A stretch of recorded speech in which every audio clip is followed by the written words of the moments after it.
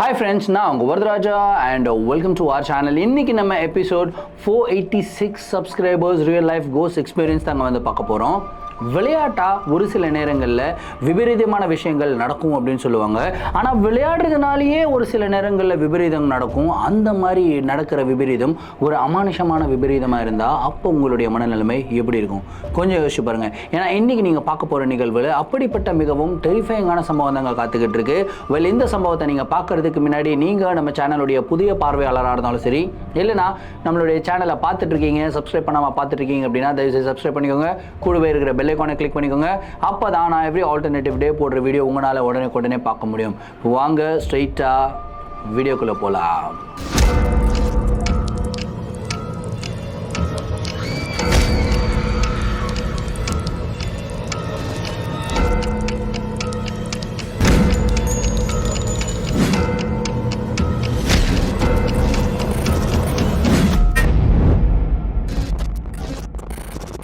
இன்னைக்கு நீங்கள் பார்க்க போகிற நிகழ்வு சென்னை வில்லிவாக்கத்திலிருந்து ஜெய் அப்படின்ற ஒரு சப்ஸ்கிரைபர் வந்து மெயில் பண்ணி விட்டுருக்காருங்க. இந்த ஒரு அமானுஷமான நிகழ்வு அவருக்கு கிட்டத்தட்ட 20 வருடங்களுக்கு முன்னாடி நடந்ததாக வந்து சொல்லியிருக்காரு. என்னதான் இந்த நிகழ்வு 20 வருடங்களுக்கு முன்னாடி நடந்தாலும் இது வரைக்கும் அவரால் இந்த நிகழ்வை மறக்கவே முடியல அப்படின்னு வந்து சொல்லியிருக்காரு. சரி, கதையுடைய ஸ்டார்டிலேருந்தே வர ஆரம்பிப்போமே. இந்த நிகழ்வு நடக்கும்போது அவர் வந்து பார்த்திங்கன்னா பள்ளி படிப்பு படிச்சுக்கிட்டு இருந்தாராம். ஒரு 8th 9th இருக்கும் அப்படின்னு வந்து சொல்கிறாரு.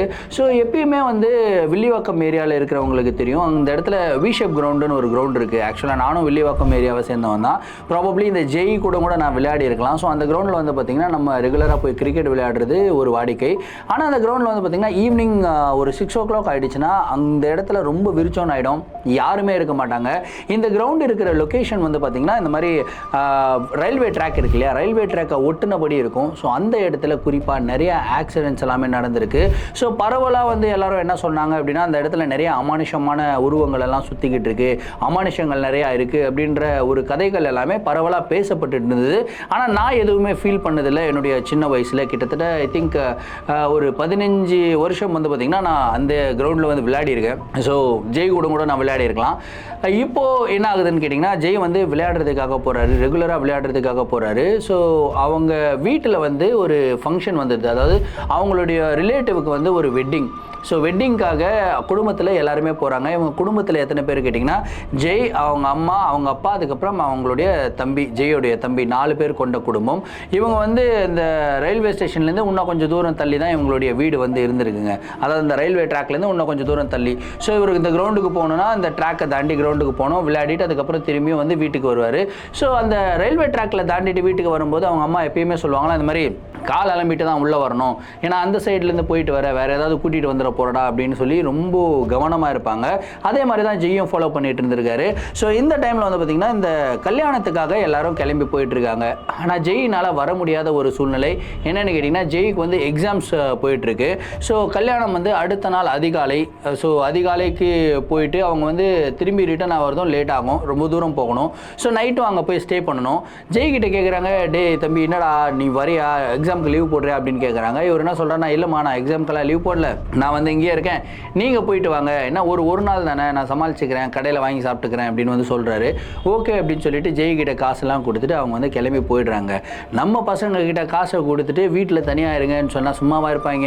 இவங்க என்ன பண்ணுறாங்கன்னா, படிக்கிறத விட்டுட்டு விளையாட போகலாம் அப்படின்னு சொல்லி டிசைட் பண்ணுறாங்க Jai and friends. So Jai வந்து பார்த்திங்கன்னா அந்த விஷேப் கிரவுண்டில் போயிட்டு கிரிக்கெட் ஆடலாம் அப்படின்னு சொல்லி கிளம்பி போயிட்டாரு. ஸோ ஈவினிங் ஒரு 6 o'clock வரைக்கும் விளையாடிக்கிட்டு இருந்திருக்காங்க. 6 o'clock ஆனதுக்கப்புறம் ஒரு ஃப்ரெண்டாக, சரிடா நான் கிளம்புறேன்டா, டைம் ஆயிடுச்சு, நான் கிளம்புறேன்னு சொல்லி கிளம்பி போயிட்டாப்புல. கடைசியாக ஜெய்யும் இன்னொரு ஃப்ரெண்டும் மட்டுமே இருந்திருக்காங்க. ஸோ அவருமே வந்து பார்த்திங்கன்னா ரொம்ப நேரம் பேசிக்கிட்டு இருந்திருக்காங்க. பேசிக்கிட்டு கொஞ்சம் ஜாலியாக வந்து கலாய்ச்சிக்கிட்டு ஃபன் பண்ணிக்கிட்டு இந்த மாதிரிலாம் இருந்திருக்காங்க.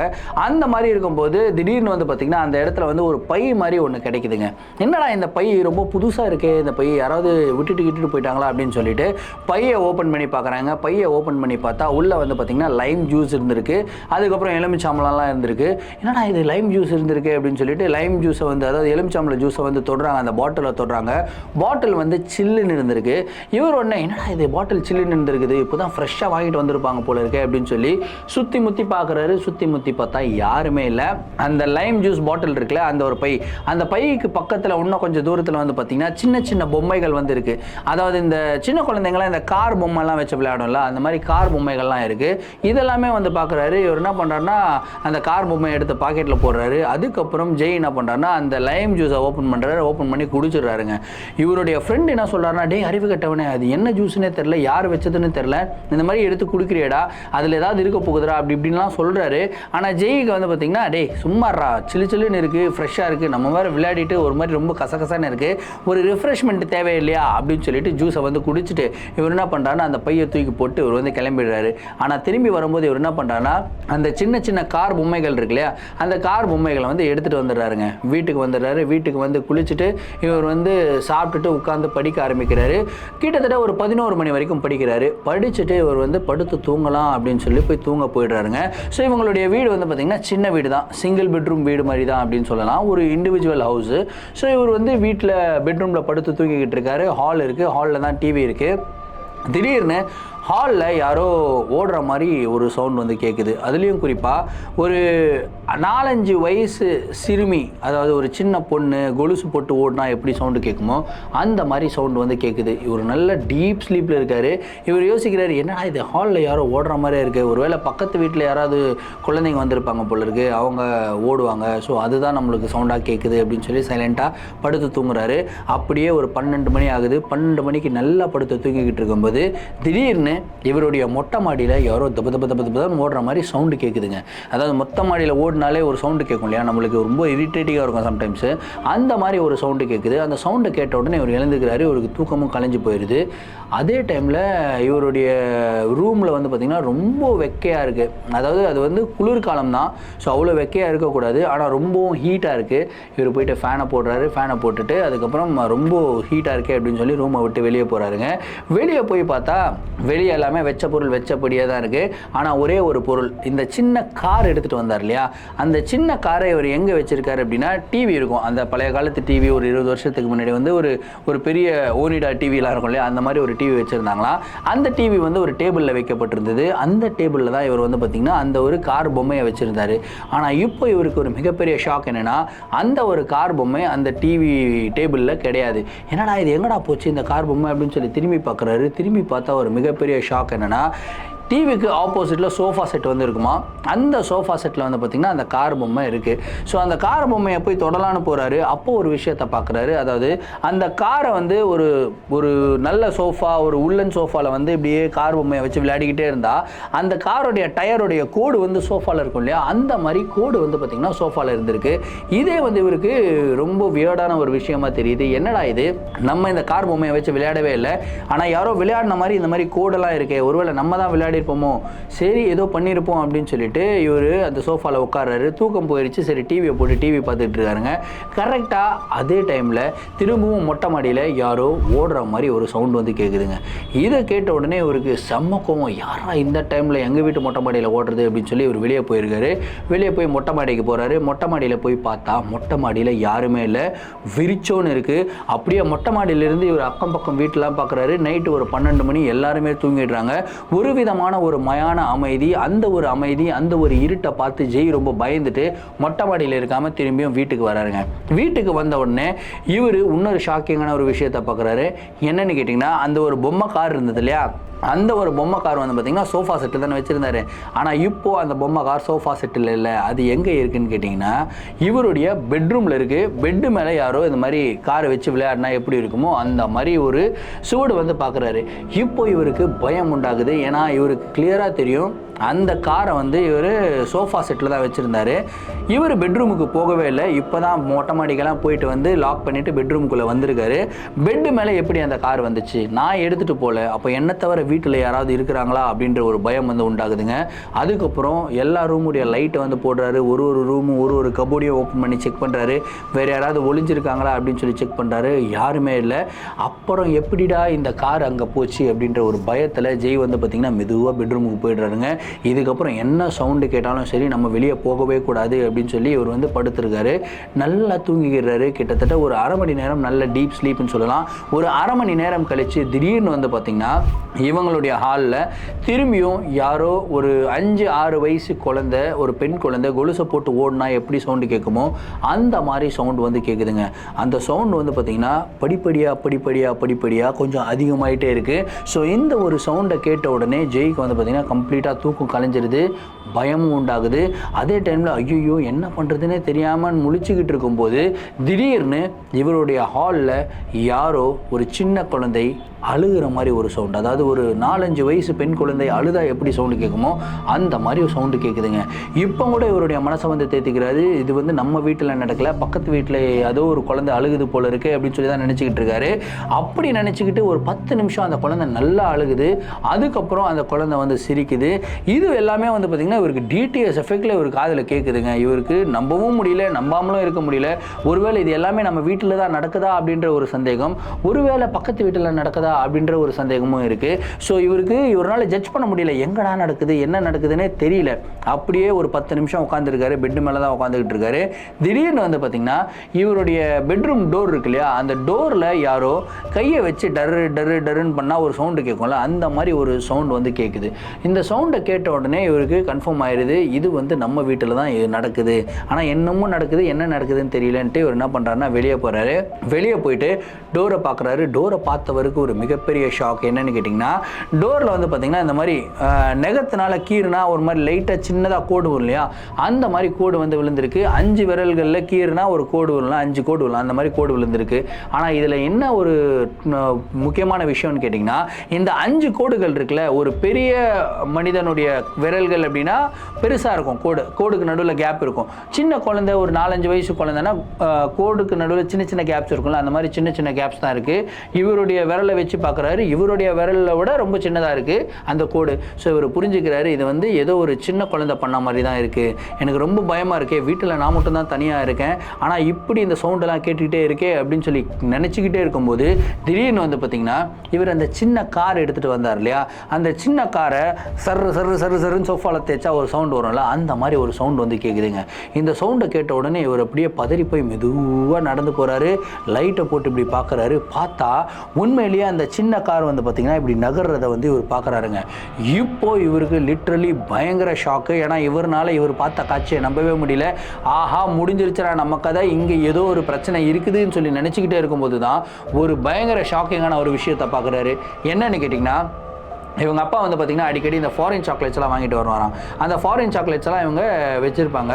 ஸோ அந்த ஃபாரின் சாக்லேட்ஸ் வந்து இப்போ புதுசாக ஒரு பாக்கெட் வந்து வாங்கிட்டு வந்திருக்காரு. இது ஓப்பன் பண்ணவே இல்லை, ஒரு பாக்ஸ் சாக்லேட் வந்து வாங்கிட்டு வந்திருக்காரு. அந்த பாக்ஸ் வந்து கிச்சனில் வச்சுருக்காங்க. அந்த சாக்லேட்ஸோடைய கவர் வந்து பார்த்திங்கன்னா வெளியே கிடக்குது, அதாவது கீழே ஹாலில் கிடக்குது. இந்த கவரெல்லாம் பார்த்த உடனே இவருக்கு செம்ம ஷாக்கு. ஏன்னா நான் எதுவுமே சாக்லேட்டே சாப்பிட்லையே, அப்பா காலையில் தான் வாங்கிட்டு வந்தார், காலையில் வச்சுட்டு அவங்க வந்து ஃபங்க்ஷனுக்கு கிளம்பிட்டாங்க, நான் எதுவுமே சாப்பிடல, சரி நாளைக்கு சாப்பிடலாம்னு நினச்சிக்கிட்டு இருந்தேன். திடீர்னு அந்த சாக்லேட்டோட கவர்லாம் இருக்கே அப்படின்னு சொல்லி இவர் கிச்சனுக்கு போகிறாரு. கிச்சனுக்கு போய் லைட்டை போட்டு அந்த சாக்லேட் டப்பாவை வந்து பார்க்குறாருங்க. அந்த பாக்ஸ் வந்து பார்த்திங்கன்னா ஓப்பனான நிலையில் இருந்திருக்கு. இவருக்கு கன்ஃபார்ம் ஆகிடுது, இந்த பாக்ஸ்லேருந்து தான் சாக்லேட்ஸ் யாரோ சாப்பிட்ருக்காங்க அப்படின்றது வந்து கன்ஃபார்ம் ஆகிடுச்சு. ஆனால் யார் சாப்பிட்டாங்க அப்படின்னு சொல்லி இவரால் கண்டுபிடிக்கவே முடியல. அதுக்கப்புறம் இவர் மெதுவாக ஹாலுக்கு வராரு. ஹாலுக்கு வந்த உடனே அந்த சாக்லேட் பேப்பர்லாம் இருக்கு இல்லையா, அதெல்லாமே கூட்டுறாருங்க. கூட்டி ஓரமாக வச்சுட்டு இவர் என்ன பண்ணுறாருன்னா சரி நம்மளும் போய் படுத்துருவோம், என்னென்னமோ நடக்குது ஆனால் எதுலேயுமே நம்ம வந்து கான்சன்ட்ரேட் பண்ணக்கூடாது அப்படின்னு சொல்லிட்டு இவர் வந்து போய் படுக்கிறாரு. படுத்து தூக்கமாக வரும், தூக்கமே வரல, ரொம்ப ஒரு மாதிரி பயத்திலேயே படுத்துக்கிட்டு இருக்காரு. அந்த டைமில் திடீர்னு வந்து பார்த்திங்கன்னா இவருடைய கால் பக்கத்தில் யாரோ வந்து உட்காந்துக்கிட்டு இருக்க மாதிரி இவருக்கு ஒரு ஃபீலு. என்னடா இது யாரா கால் பக்கத்தில் உட்காந்துக்கிட்டே இருக்கிற மாதிரின்னு சொல்லி இப்படி பார்க்குறாரு. பார்த்தா உண்மையிலேயே வந்து பார்த்திங்கன்னா ஒரு சின்ன பெண்ணுடைய உருவம், ஒரு கருப்பான உருவம் வந்து பார்த்திங்கன்னா அந்த இடத்துல வந்து உட்காந்துக்கிட்டு இருக்கு. அந்த பெண் குழந்தை வந்து பார்த்திங்கன்னா இப்படி எட்டி பார்த்துக்கிட்டு இருக்கு. அதாவது அந்த பெண் குழந்தையுடைய தலை இது வரைக்கும் வந்து தெரியுது, முடி வந்து எப்படி இருக்குதுன்றது வந்து தெரியுது. அது ஒரு உருவமாக தெரியுது, கருப்பான உருவமாக தெரியுது. பயந்து போய் பதறி அடித்து இவர் எழுந்து உட்கார்றாரு. எழுந்து உட்காந்து லைட்டை போட்டு பார்த்தா அந்த இடத்துல பக்கத்தில் யாருமே இல்லை. அதே டைமில் ஹாலில் திரும்பியும் வந்து பார்த்திங்கன்னா அந்த கார் ஓட்டுற சவுண்டு வந்து கேட்குது. திரும்பவும் அந்த குழந்தைய வந்து சிரிக்கிற மாதிரி ஒரு சவுண்டு கேட்குது. இவருக்கு ஒன்றும் புரியல, என்ன பண்ணுறதுன்னு தெரியல. பக்கத்து வீட்டில் எங்கேயாவது போய் சொல்லலாமான்னு யோசிச்சாலும் நைட்டு ஒரு மணி ஆகுது. 1 மணிக்கு எப்படா போய் டிஸ்டர்ப் பண்ணுறதுன்னு சொல்லி பயந்துட்டு இவர் என்ன பண்ணுறாருன்னா ஹாலுக்குள்ளே நடந்து போகிறாருங்க.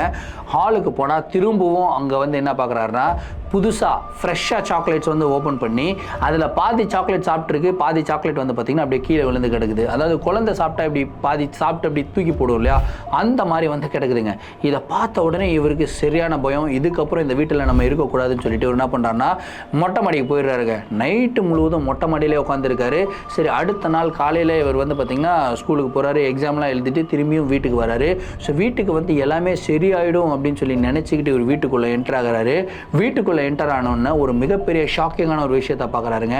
என்னன்னு கேட்டிங்கன்னா, இவர் வந்து ஒரு லைம் ஜூஸ் குடிச்சிருந்தார் இல்லையா, அந்த லைம் ஜூஸ் பாட்டிலு, அதுக்கப்புறம் அந்த ஒரு சின்ன ஒரு பவுச்சு, அதாவது ஒரு பை மாதிரின்னு வச்சுக்கலாம். ஒரு சின்ன குழந்தைங்களாம் வந்து சொப்பு சாமான்லாம் வச்சுக்கிறதுக்கு ஒரு பை மாதிரி வச்சுருக்கோம்ல, அந்த பையில் தான் வந்து லைம் ஜூஸ்லாம் இருந்தது.